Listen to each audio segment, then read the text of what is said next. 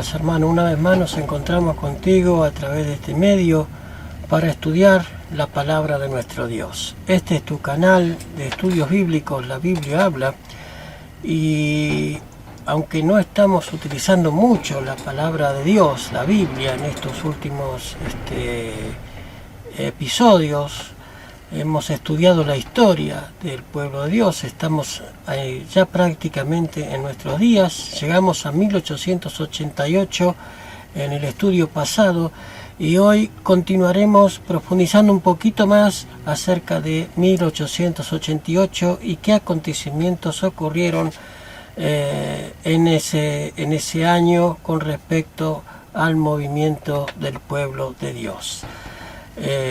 Vimos también en el estudio anterior los mensajes y reproches que Dios le mandaba a través de su sierva a su santo pueblo, y que ese pueblo aparentemente no le prestaba atención a sus designios y cortaron el cable que los unía a la roca y estaban a la deriva.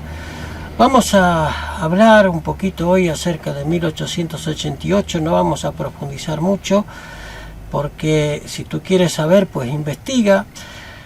Nosotros, nuestro deber es solamente hacer un pantallazo general, porque habría mucho que hablar con respecto a este tema. Es un pantallazo de la verdad y el rechazo del mensaje que Dios le había mandado para despertar a su pueblo, y fue totalmente rechazado, desgraciadamente, y como hemos dicho en estudios anteriores, eso desencadenó en una apostasía que terminó con, desgraciadamente, con que el pueblo adventista dejara de ser pueblo de Dios. La organización adventista, no los laicos, no la gente que componen la organización, porque si hay arrepentimiento se pueden salvar, pero sí una organización es caída cuando desde su dirigencia se ha apartado totalmente de los designios de Dios. Vamos a buscar a Dios en oración y así ya entraremos de lleno en el estudio de hoy día acerca de Minneapolis y 1888. ¿Qué mensaje se dijo allí? ¿Quiénes lo dijeron? ¿Y qué pasó con ese mensaje? Y vamos a leer, como hemos hecho en el episodio anterior el capítulo número 8, hoy es el capítulo número 9, veremos acerca de cómo la sierva del Señor recibe mensajes de Dios y una amonestación que desgraciadamente es desoída. Pero vamos a buscar a Dios en oración para empezar nuestro estudio. Un paréntesis cortito: te rogamos que te suscribas a nuestro canal. Gracias a los que se han suscrito, ya hay 100 suscriptores en nuestro humilde canal. Estamos muy contentos.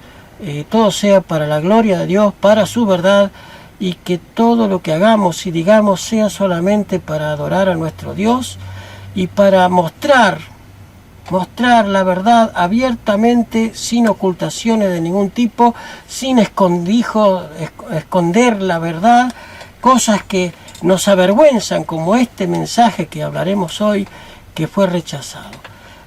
La verdad que nos avergüenzan muchísimo, y no es por atacar a nadie, no estamos queriendo atacar a nadie, pero hermanos, la verdad hay que decirla, aunque nos duela.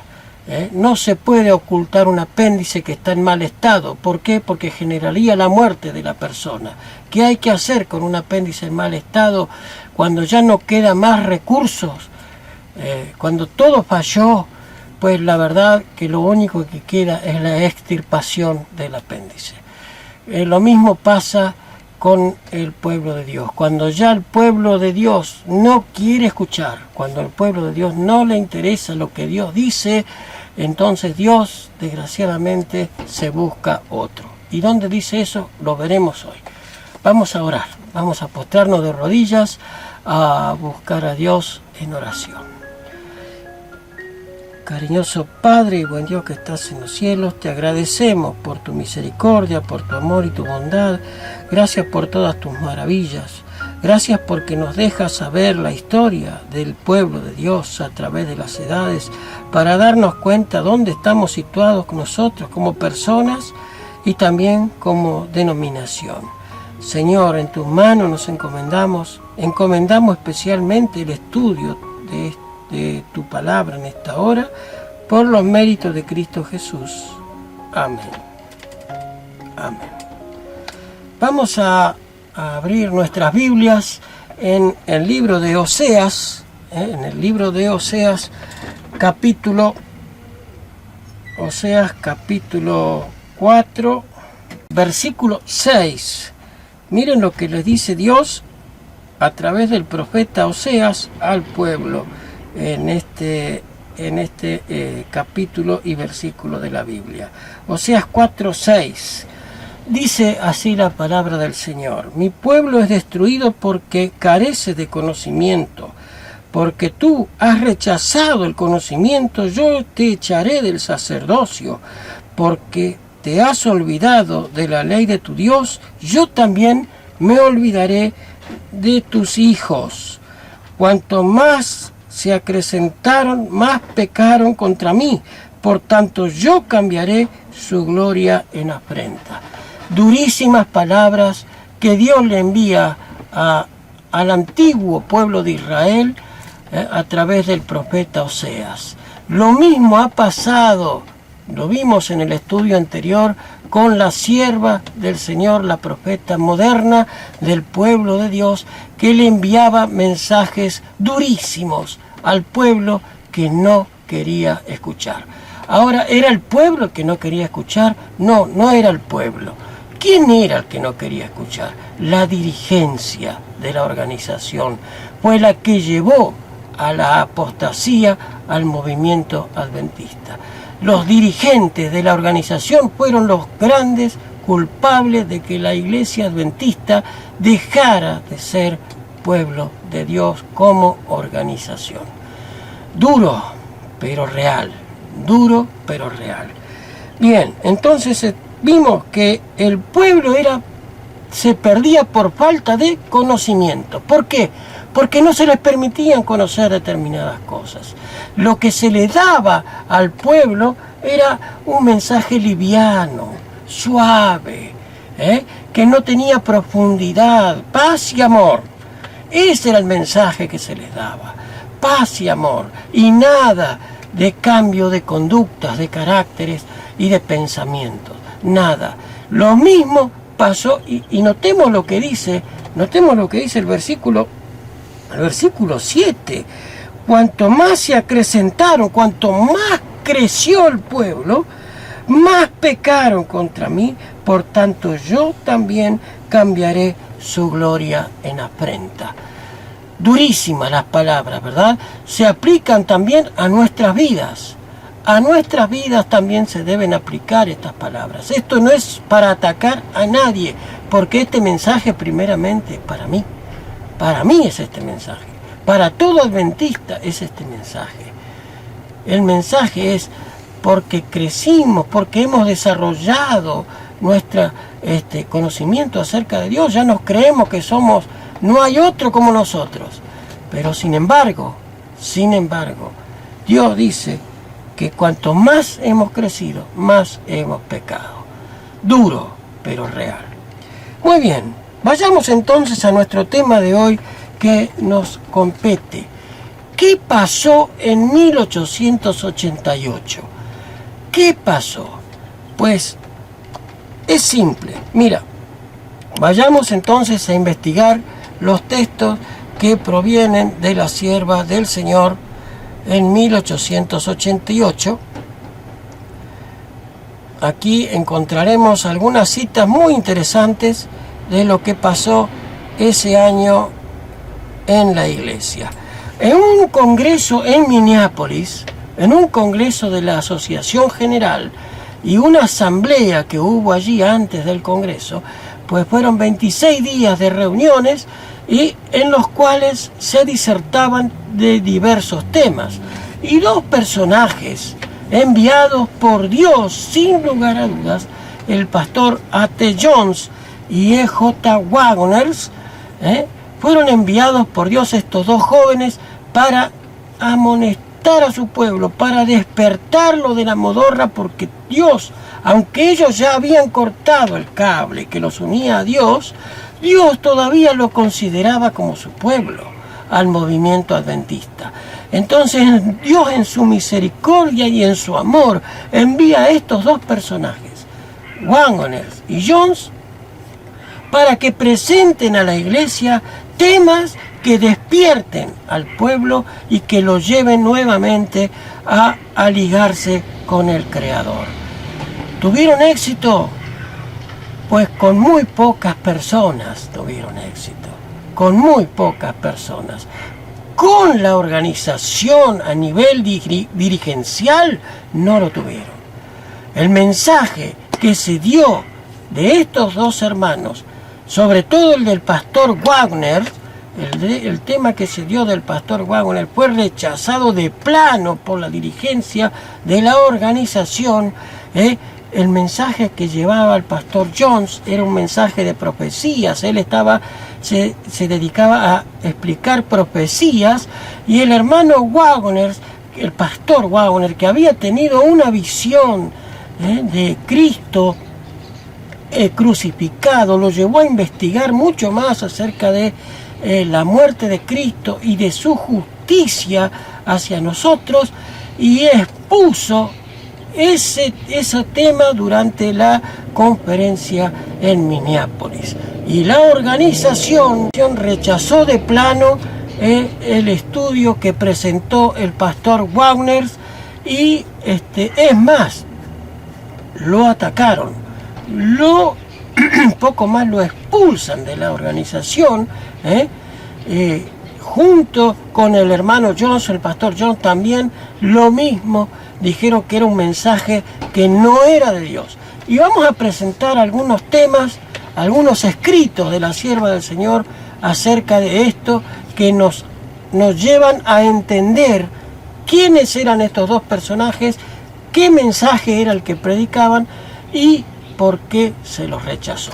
Muy bien, vamos entonces a leer los primeros textos del espíritu de profecía que nos encontramos aquí. A ver, los primeros textos que encontramos aquí son textos que ya hemos presentado en el estudio anterior, pero que ahora vienen al caso con respecto a este tema.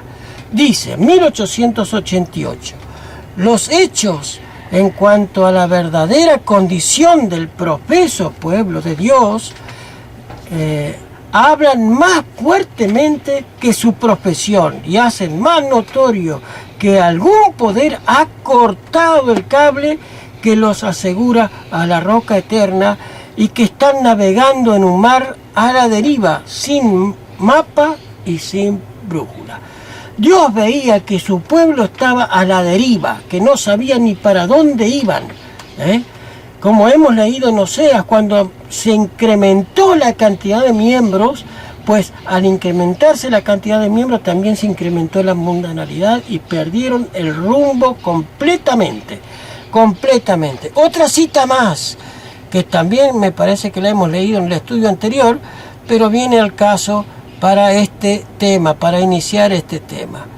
Dice, Testimonios, tomo 5, página 72, y el que leímos recién es en la página 217. La iglesia ha dejado de seguir en pos de Cristo, su líder, y se está volviendo firmemente a Egipto. Dios veía que la iglesia hasta 1888 se estaba encaminando firmemente hacia Egipto. Entonces, en su amor y misericordia, utiliza a estos dos hermanos, el pastor Wagner y el pastor Jones, y los lleva a predicar un mensaje distintivo. ¿Cuál era ese mensaje? ¿Cuál era el mensaje que llevaban el hermano Wagner y el hermano Jones? Pues vayamos a los testimonios, a los libros de Elena de White, y allí nos veremos cuál era el mensaje que traían estos dos hermanos. Y dice ella, notemos, manuscrito 477 de 1890, dice: varios me han escrito preguntándome si el mensaje de la justificación por la fe es el mensaje del tercer ángel. Y él contestó, y él les ha contestado, el mensaje del tercer ángel es en verdad. Este mensaje que llevaban el pastor Wagner y el pastor Jones era el mensaje del tercer ángel en verdad, y fue rechazado. Y dice más: en su gran misericordia el Señor envió un preciosísimo mensaje a su pueblo por medio de los hermanos Wagner y Jones. Este mensaje tenía que presentar en forma más destacada ante el mundo al sublime Salvador. El sacrificio por los pecados del mundo entero presentaba la justificación por la fe en el garante. Invitaba a la gente a recibir la justicia de Cristo que se manifestaba en la obediencia a todos los mandamientos de Dios. Terrible, ¿verdad? O sea, ¿cómo se muestra la justicia por la fe? A través de la obediencia. Y esto fue rechazado por los dirigentes de la organización de ese momento. Este mensaje fue rechazado. ¿Qué más decía la sierva del Señor? Dice lo siguiente, dice ella, en Testimonios para Ministros, páginas 91 y 92. Esto estaba, lo que leímos recién estaba en Testimonios para Ministros. Pues continuemos leyendo esto. Muchos han perdido de vista a Jesús, decía la sierva del Señor. Necesitaban dirigir sus ojos a la divina persona, a sus méritos, a su amor inalterable por la familia humana. Todo poder es colocado en sus manos. Él puede diseminar ricos dones a los hombres, impartiendo el inapreciable don de su propia justicia al desvalido agente humano. Este es el mensaje que Dios ordenó que fuera dado al mundo. Es el mensaje del tercer ángel, que ha de ser proclamado en alta voz y acompañado por el abundante derramamiento del Espíritu Santo. ¿Cuál era el mensaje? El mensaje de la justicia de Cristo, de los méritos de Cristo por la familia humana. Era el mensaje del tercer ángel en verdad, dice ella. ¿Es importantísimo esto? Claro que lo es. ¿Tiene que ver con nuestra salvación? Por supuesto que tiene que ver. ¿Cómo? Porque la justicia de Cristo nos hace obedecer los mandamientos de Dios. No es una justicia, una gracia barata que se regala para cubrir los pecados y tapar todo para que nadie pueda decirnos nada, porque estamos bajo la gracia. No. Era un mensaje que debía confrontar la realidad del pecador, que el pecador nada podía hacer por sí mismo sin la cobertura de la sangre de Cristo. Pero esa sangre no solamente perdonaba, sino que modificaba la vida del pecador. Porque si no había una modificación de vida, pues sin santidad nadie verá al Señor, ¿verdad? Muy bien. Continuemos buscando algunas otras citas.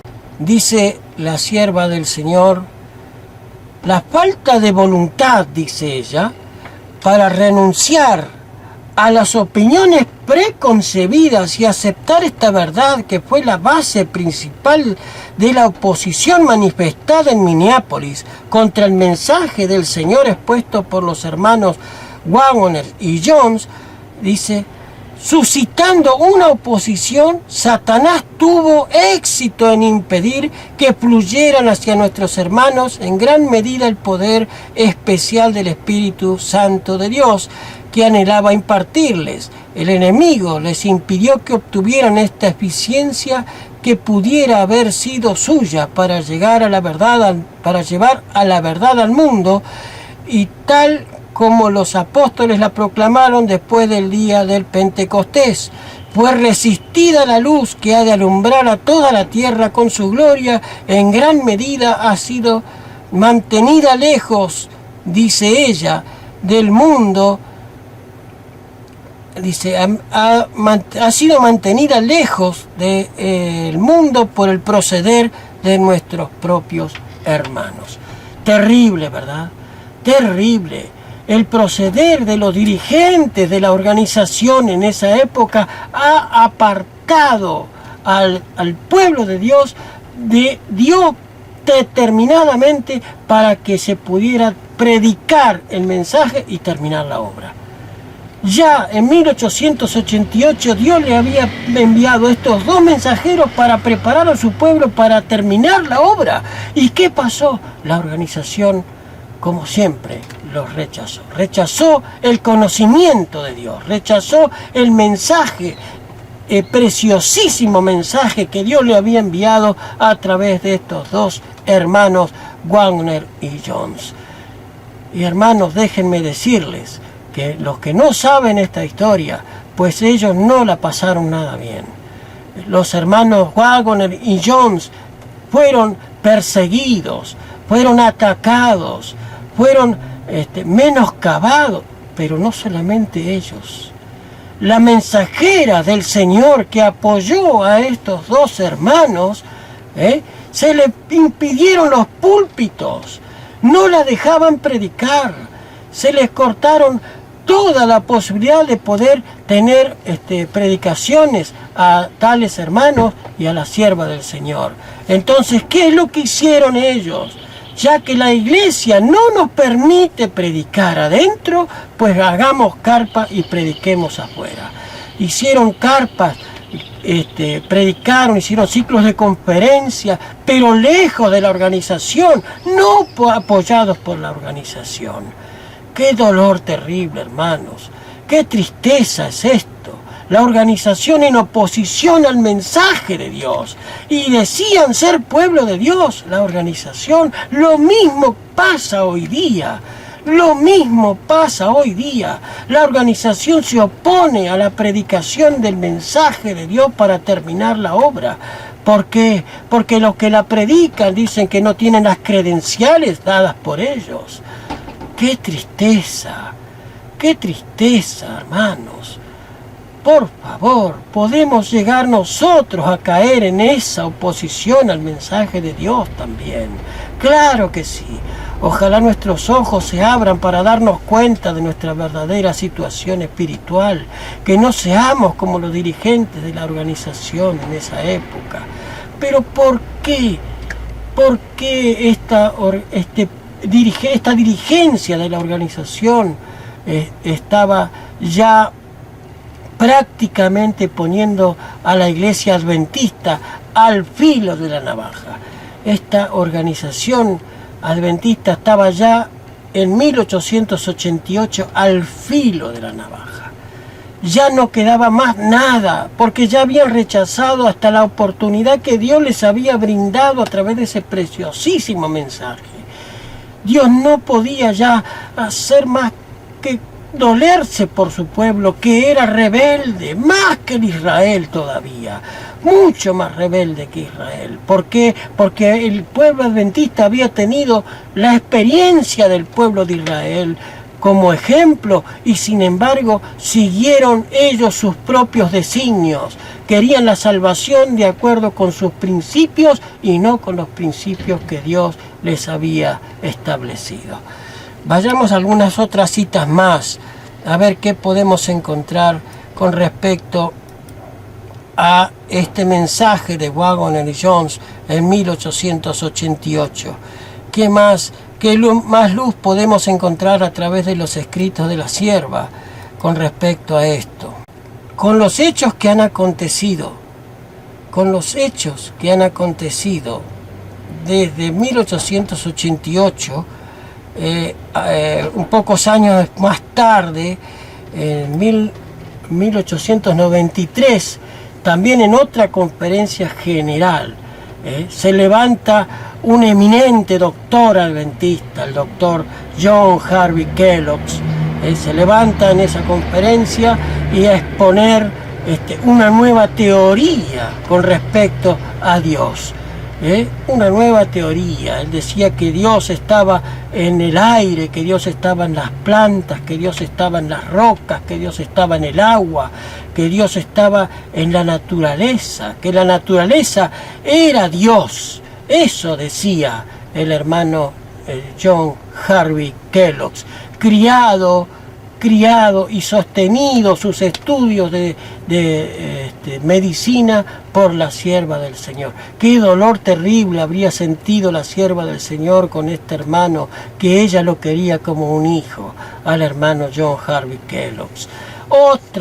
Otro movimiento de zarandeo más grande para el movimiento adventista de esa época.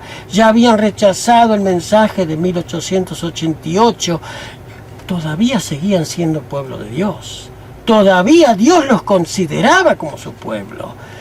Pero los acontecimientos que pasaron después, con un poco de lapso de tiempo más, terminó Dios por desechar al movimiento adventista.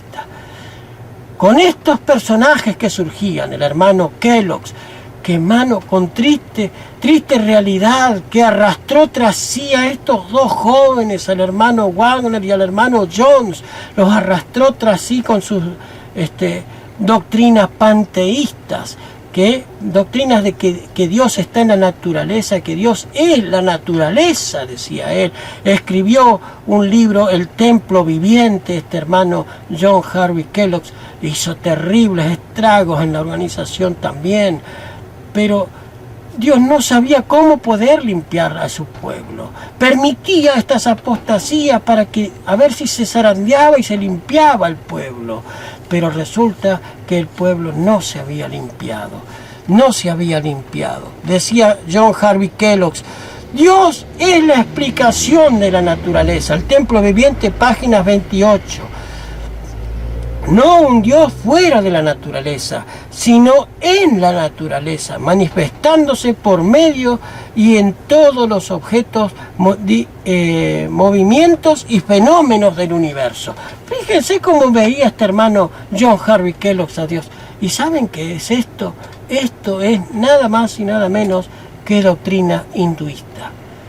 John Harvey Kellogg había tenido un acercamiento con la esposa de un pastor metodista que practicaba el hinduismo y lo atrapó al hermano Kellogg ese mensaje hinduista.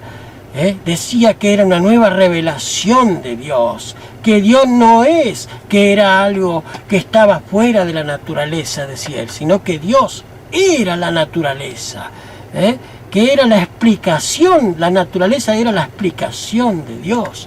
Fíjense el pensamiento aberrante, que causó terribles estragos en el movimiento adventista en sus últimos días como pueblo de Dios.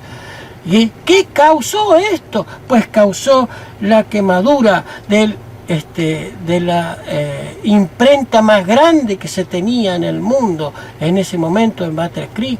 Se quemó la imprenta. Tiempo más tarde se quemó también el sanatorio más grande. ¿Saben, hermanos? Hasta los presidentes de Estados Unidos iban a ser atender por el hermano John Harvey Kellogg. John Harvey Kellogg era vegetariano, enseñaba el vegetarianismo, enseñaba una vida sana, enseñaba una temperancia. El mensaje de Kellogg y del adventismo había cundido en los Estados Unidos en esa época. Eran muy pocos los que no desayunaban cereales en los hogares de los Estados Unidos en esa época, ¿verdad?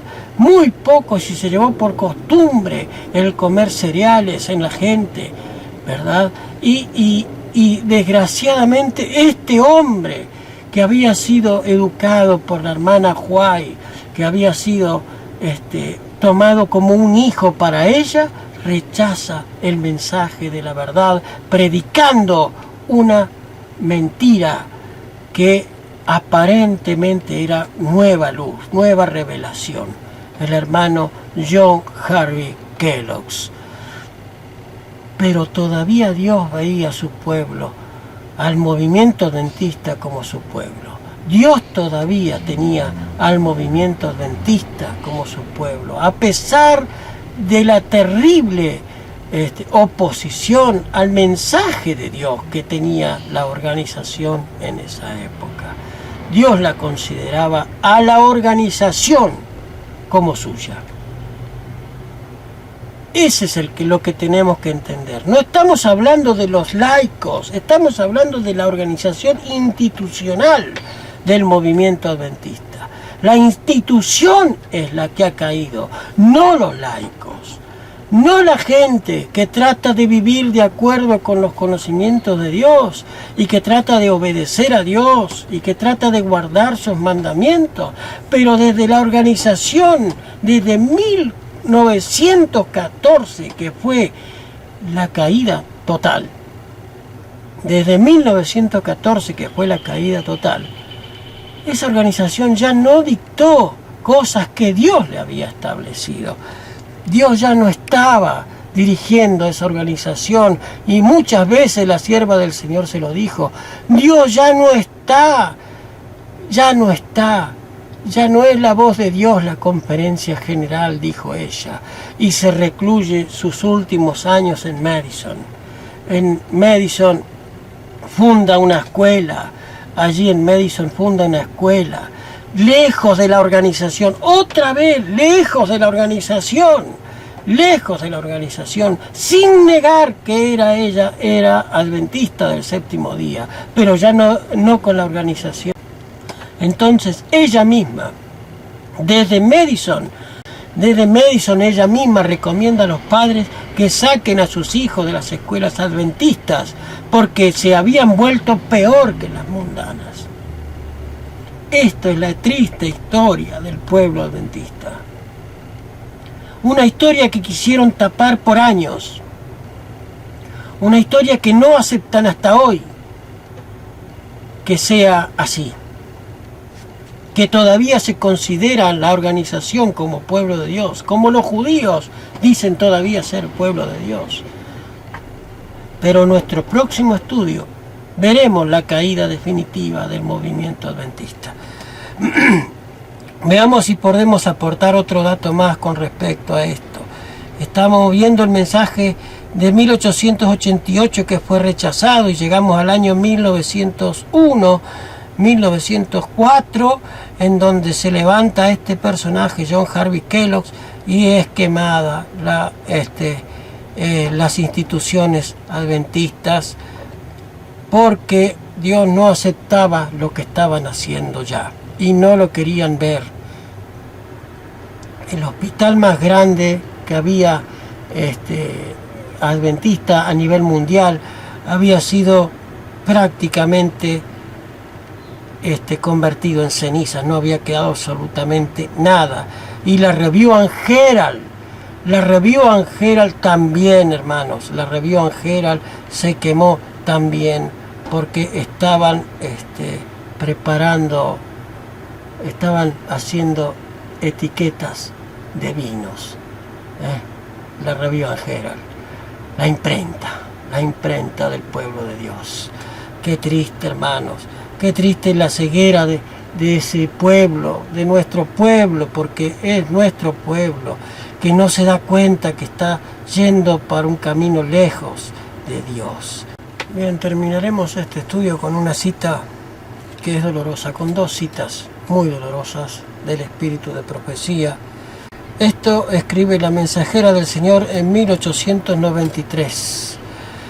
Y tú, Capernaum, entre comillas, adventista del séptimo día, que han tenido gran luz, cierra paréntesis, que eres levantada hasta el cielo en cuanto a privilegios, hasta el Hades serás abatida, porque si en Sodoma se hubieran hecho los milagros que han sido hechos, en ti habría permanecido hasta el día de hoy.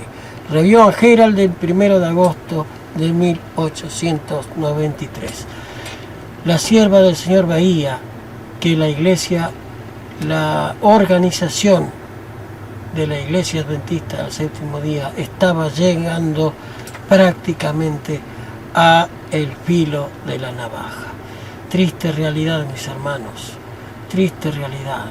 Analicemos esto en nuestras vidas, cómo están nuestras vidas. Podemos llegar a estar en presencia de nuestro Dios en estas condiciones como estamos, con el conocimiento que Dios nos ha dado a través de las edades, de la palabra de Dios que hemos recibido, a través de los años, los estudios que hacemos de la palabra de Dios son para ver nuestro carácter o para criticar a los demás. Pues quiero que los que dicen que esto es para criticar la organización, no, esto es para criticar primeramente mi vida y para decir la verdad que nos duele, porque nos duele, pero la verdad no la podemos ocultar, hermanos. La verdad se la tenemos que decir a la gente.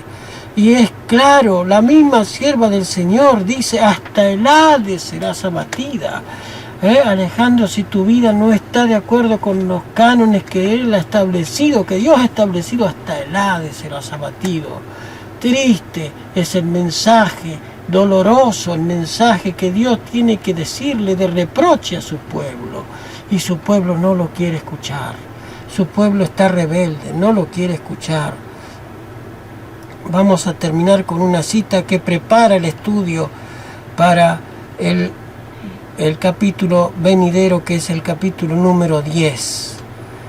Dice la sierva del Señor en 1895.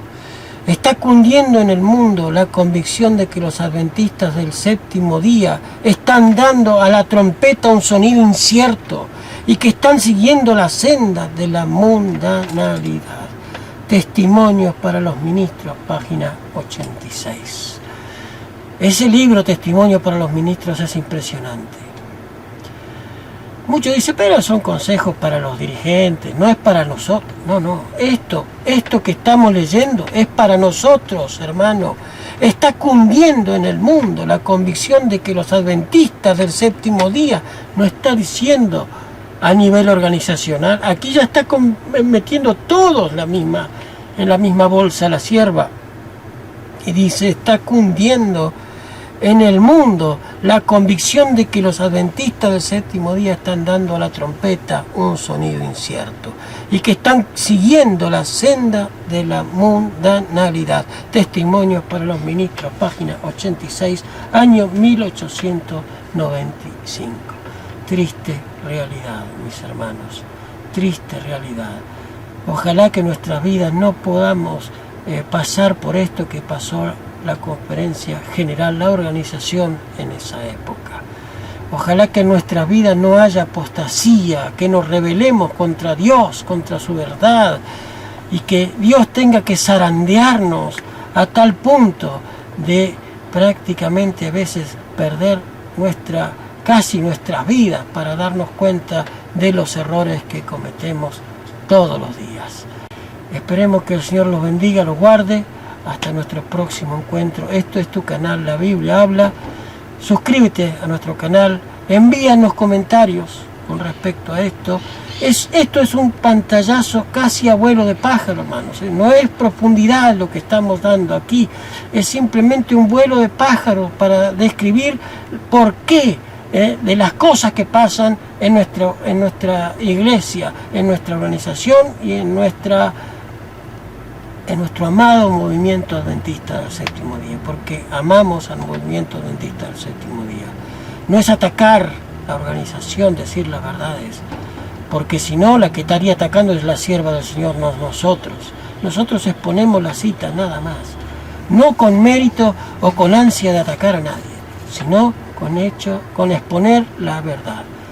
Mi hermano, vamos a buscar a Dios en oración, postrémonos de rodillas y humillémonos delante del Señor. Esto es tu canal, La Biblia Habla. Vamos a orar.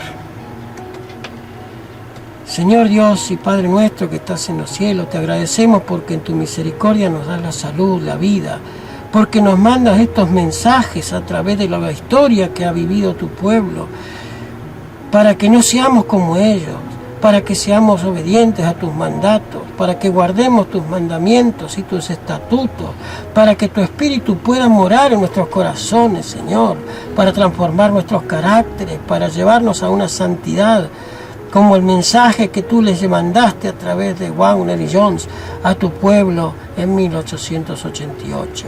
No permitas que seamos rebeldes, Señor. Yo sé que las pruebas nos ayudan a mejorar nuestra vida espiritual y muchas veces flaqueamos también en las pruebas. Mas, Padre, en tus manos nos encomendamos para que tú dirijas la vida de aquellos que están viendo estos videos, que los guardes, los bendigas, que los purifiques y que nos purifiques a cada uno de nosotros, preparándonos, Señor, para el gran día del pronto regreso del Señor. Que nos ayudes a ser obedientes a tu palabra, Señor. En tus manos nos encomendamos, Padre amado, por los méritos de Cristo Jesús. Amén. Amén. Como decimos, cada estudio que llegamos a su culminación.